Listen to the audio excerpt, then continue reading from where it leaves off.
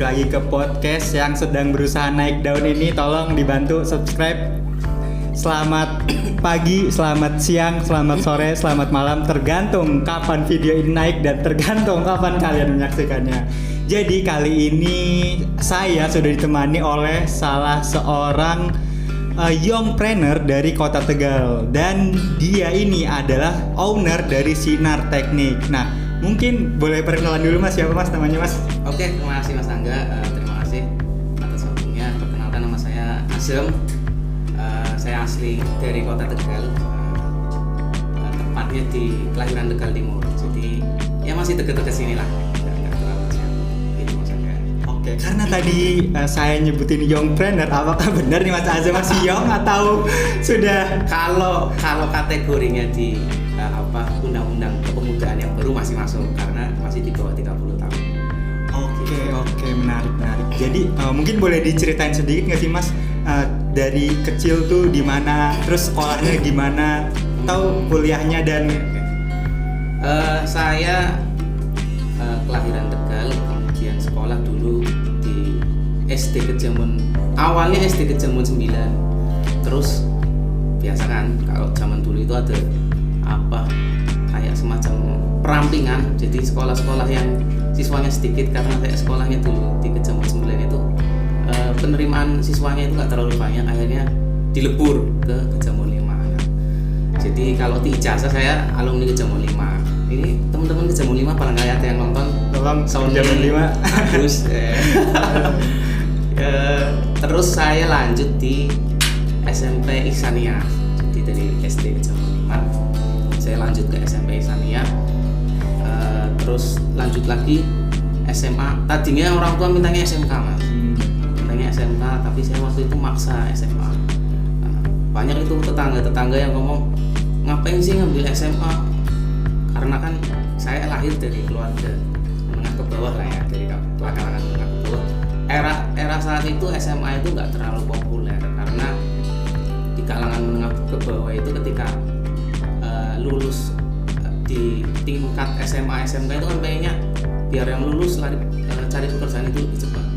Itu memang nggak begitu populer, sehingga di tetangga saya, masyarakat sekitar saya itu akhirnya ketika melihat saya ambil di SMA itu banyak yang menyayangkan gitu, kenapa ambil SMA. Tapi kemudian saya membuktikan kepada masyarakat atau tetangga saya gitu ya, biasalah omongan tetangga gitu kan, membuktikan bahwa lulus SMA saya bisa lanjut kuliah walaupun dengan berbagai macam keterbatasan. Nah, saya alhamdulillah lulus SMA bisa berkesempatan kuliah gitu ya.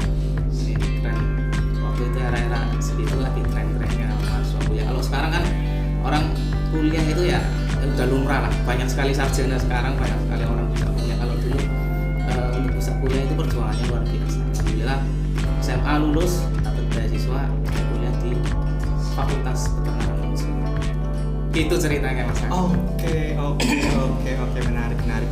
Dari omongan tetangga yang begitu pedesnya tuh, lebih pedes daripada bocah level 10, 11 gak ada apa-apanya, itu emang lebih pedes omongan tetangga.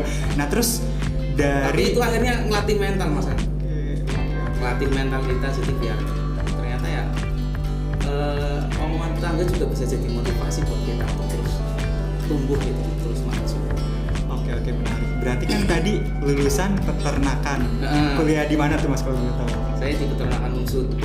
Angkatan masuk 2012, lulus 2016. Jadi 4 tahun lebih dikit lah. Ya, masih bisa dibilang tepat waktu. Nah, terus dari peternakan sekarang jadi owner Sinar Teknik. Itu gimana tuh Mas ceritanya, dari peternakan ke teknik itu gimana tuh?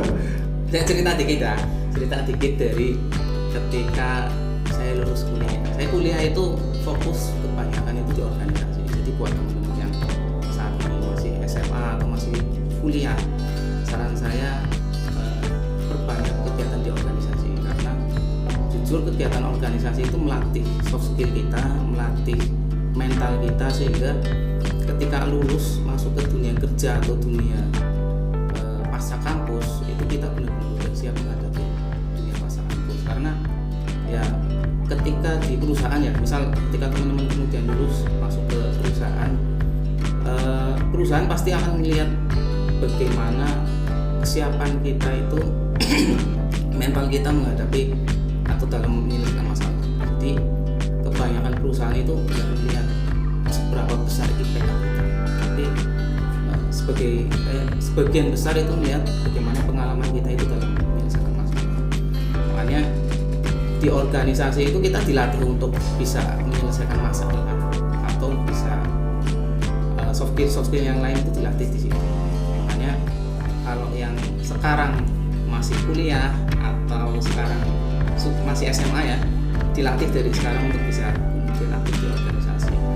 Walaupun di bidang yang menurut teman-teman nggak terlalu penting-penting banget, nanti di situ pembelajarannya akan dapat sendiri. Saya aktif banyak di organisasi di saat kuliah, dari mulai lembaga dakwah kampus, kemudian himpunan, ya. Tapi paling lama sih di lembaga dakwah ya. Di lembaga dakwah ini orangnya kalau di lembaga dakwah kampus itu agak cukup mas. Beda dengan orang-orang yang aktifnya di pers atau aktifnya di kegiatan-kegiatan BEM, itu kan lebih homogen lah, lebih homogen. Lulus dari kuliah karena saya sebenarnya pas masuk daftar perusahaan itu IPK-nya nggak terlalu besar. Saya lulus IPK itu pas-pasan, pas 3 pas itu. 3 pas daftar di perusahaan. Mungkin karena CV saya banyak organisasinya, kemudian diterima langsung. Jadi saya belum lulus waktu itu, alhamdulillah sudah diterima di perusahaan. Waktu itu saya kerja di induk perusahaannya Samsung. Jadi Samsung itu, ini setahu saya, Samsung itu awalnya itu berada di bawah namanya CJ Jedang. Ini membawahi banyak sekali bidang-bidangnya yang ada di bawahnya CJ Jedang. Saya lulus dari fakultas peternakan, sempat masuk ke industri peternakan. Jadi saya masuk di industri peternakan nggak lama, cuma 6 bulan. Mungkin karena saya orang yang agak susah diatur, pengennya bebas, sehingga waktu itu saya keluar, nggak betah. 6 bulan saya keluar, pulang ke Tegal itu bingung mau ngapain. Ini saya mau ngapain ini di Tegal? Karena saya komitmennya waktu itu keluar dari pekerjaan, desain dari pekerjaan itu untuk untuk bisa lebih produktif. Waktu itu saya mikirnya biar bisa lebih produktif daripada ketika di perusahaan, karena di perusahaan jenuh ya, berangkat pagi kemudian pulangnya sore banget gitu kan. Seringnya kalau pulang macet, berangkat macet, pulang macet lagi.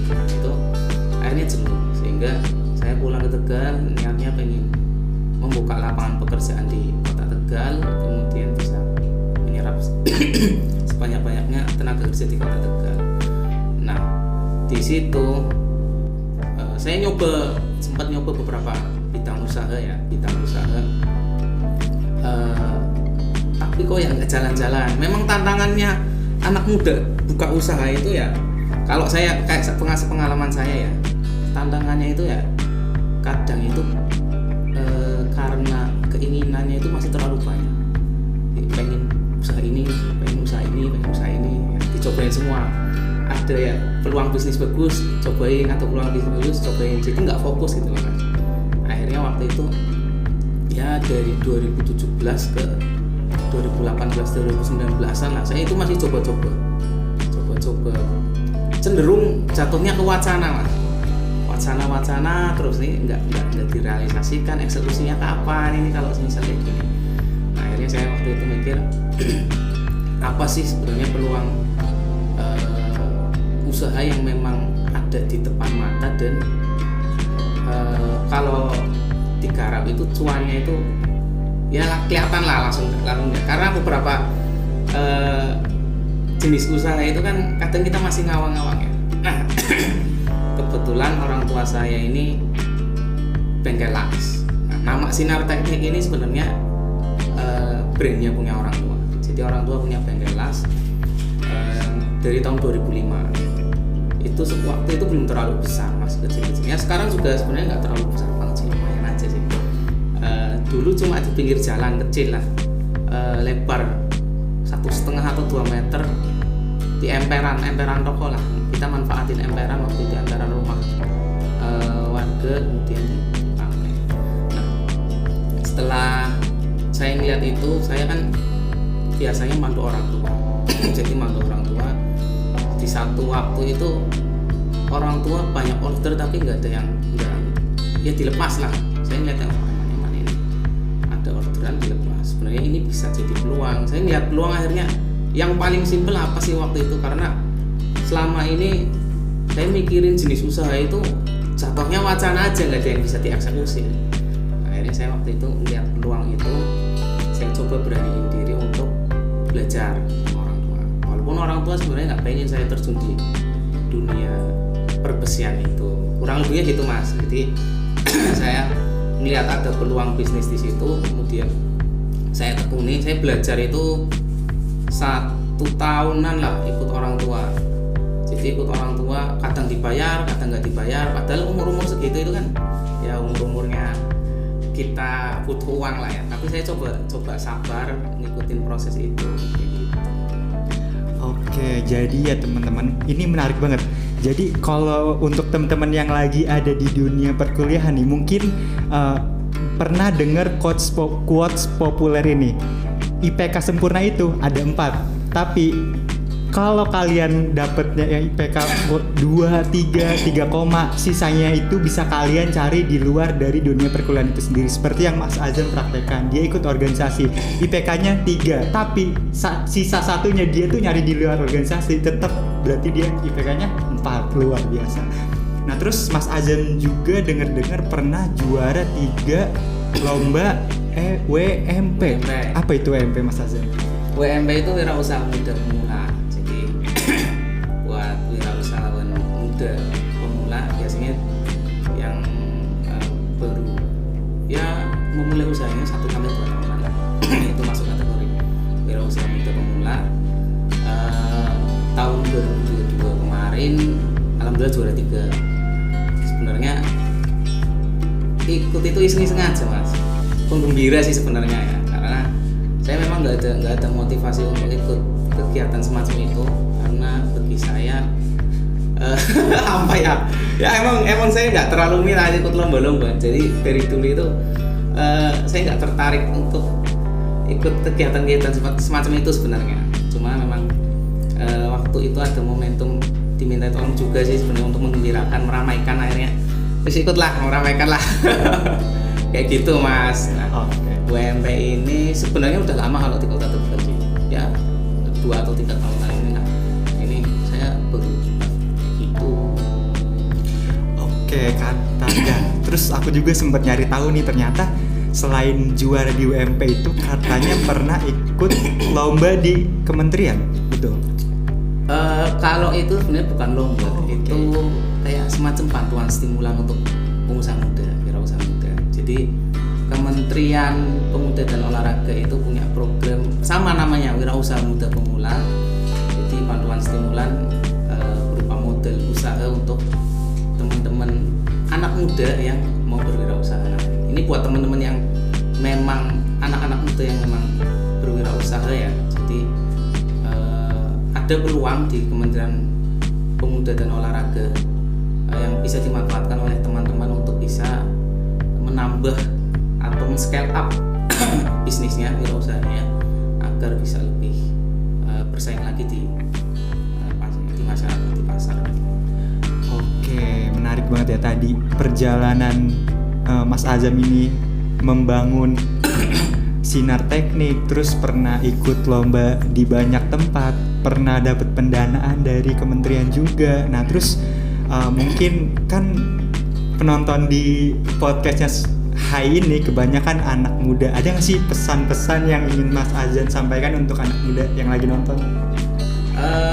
Ini sepengalaman saya aja ya, karena kalau teori saya nggak terlalu banyak teori. Kalau sepengalaman saya sebenarnya buat teman-teman anak muda, yang penting teman-teman itu mau untuk memulai dulu. Jadi ketika teman-teman punya ide dan meyakini bahwa ide itu layak untuk usahanya itu layak untuk dijalankan, segera jalankan aja. Jangan terlalu lama berpikir dan jangan terlalu lama. Ya nanti jatuhnya jadi wacana kayak saya dulu. Saya terlalu banyak ide, terlalu banyak berpikir, akhirnya jadi wacana. Ketika teman-teman punya ide itu langsung eksekusi aja lah.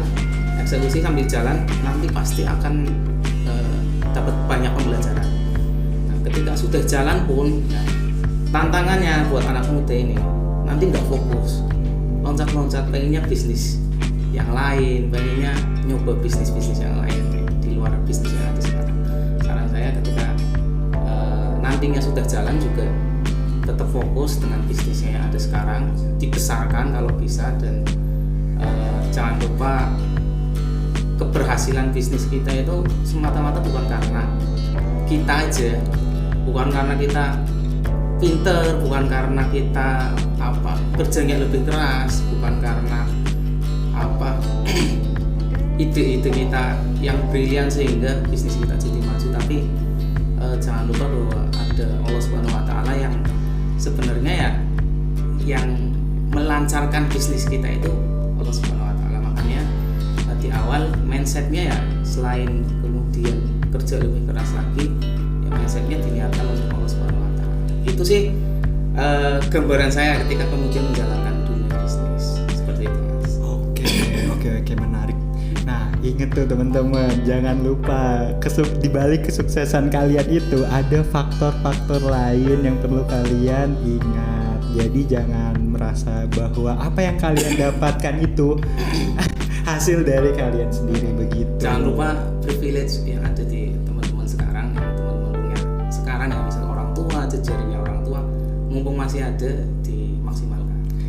Oke, satu kata kunci lagi terbuka, privilege. Oke, kayaknya udah cukup panjang tadi kita ngobrol-ngobrol. Nah, semoga nih untuk teman-teman semua, semoga bisa mengambil insight dari Mas Azam. Dan untuk Mas Azam nih, terima kasih banyak udah mau datang ke podcast Hai ID.